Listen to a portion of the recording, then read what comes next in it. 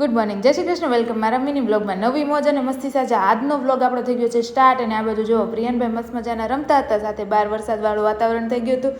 આજે ધીમો ધીમો વરસાદ સ્ટાર્ટ થઈ ગયો હતો અને મમ્મી કહેતા હતા ચાલો આજે તો છે ને માંડવી શેકી નાખો, અને પછી એ જ દાણાને ક્રશ કરી અને મસ્ત મજાનો આજે મમ્મીએ બનાવી નાખ્યો છે માંડવી પાક. અને આ બાજુ જો આપણને એમ હતું કે આજે આપણે ખીર ખાવાની ઈચ્છા થઈ ગઈ છે તો મસ્ત મજાની ખીરનું પણ મૂકી દીધા છે રાઈસ. અને આ બાજુ ફાઇનલી બપોરે જમવાનું રેડી થઈ ગયું હતું, એટલે મસ્ત મજાની ખીર સાથે ભરીને રીંગણા બટેકાનું શાક, રોટલી અને ઠંડા વાતાવરણમાં જમવાની કંઈક મજા જ અલગ હોય. પણ વરસાદ આવતો હતો, પ્રિયાને જવું હતું વરસાદમાં નાવા, એટલે નાનો રેનકોટ પહેરાવી અને એને મોકલી દીધો હતો વરસાદમાં નાવા. પણ મસ્ત ઠંડુ વાતાવરણ થઈ ગયું હતું, એટલે મને અને ભાભીને થયું કે ચાલો આજે સાંજે પણ રસોઈમાં કંઈક સરસ એવું બનાવી નાખીએ. એટલે અમે લોકો ઓન ધ વે થઈ ગયા હતા થોડીક શાકભાજી લેવા માટે. આ બાજુ જો વેધર સરસ થઈ ગયું છે, ઠંડુ ઠંડુ છે, બહુ જ મજા આવે એવું છે. ફાઇનલી ઘરે આવી ગયા હતા, બધું જ કટિંગ થઈ ગયું હતું ને રેડી પણ થઈ ગયું હતું. આજે અમે કર્યો છે ગ્રીન સેન્ડવિચનો પ્રોગ્રામ.